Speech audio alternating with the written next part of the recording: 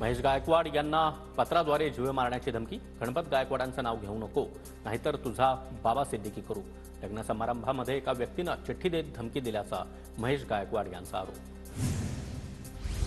नरेंद्र पावटेकर यांची काँग्रेस पक्षातून हकालपट्टी। पुणे मेट्रोच्या विरोधामध्ये आंदोलन करून पोलिसांसोबत हुज्जत घातल्यानं पक्षातून हकालपट्टी। पालघरच्या तारापूरजवळील तलावामध्ये मृत माशांचा खच आढळल्यानं खळबळ। तलावामध्ये केमिकल सोडल्यानं माशांचा मृत्यू झाल्याचा संशय।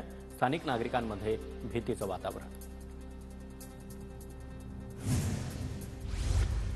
नवी मुंबईच्या ऐरोलीतील एका हॉटेलमध्ये जेवणामध्ये मेलेला उंदीर सापडल्यानं मोठी खळबळ। महिला दिनानिमित्त महिला आहारासाठी गेल्या असता प्रकार घडला। संबंधित हॉटेलविरोधात गुन्हा दाखल, तपास सुरू। गोंदियाच्या भानपूर प्राथमिक आरोग्य केंद्रातील विद्यार्थिनीचा विनयभंग। गावातील टवाळखोर मुलांना पोलिसांनी ताब्यात घेतलं। गंगाझरी पोलिसात तक्रार दाखल।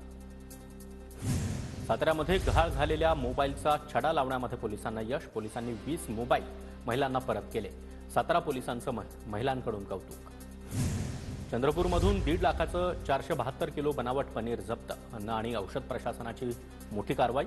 पनीरच्या नावाखाली चीज अॅनालॉगची विक्री। कोपरगाव तालुक्यातील कासली शिवारामध्ये एका 20 वर्षीय विवाहितेचा मृतदेह वाहत्या पाटामध्ये आढळल्यानं खळबळ। 6 मार्चला नातेवाईकांची महिला बेपत्ता झाल्याची तक्रार।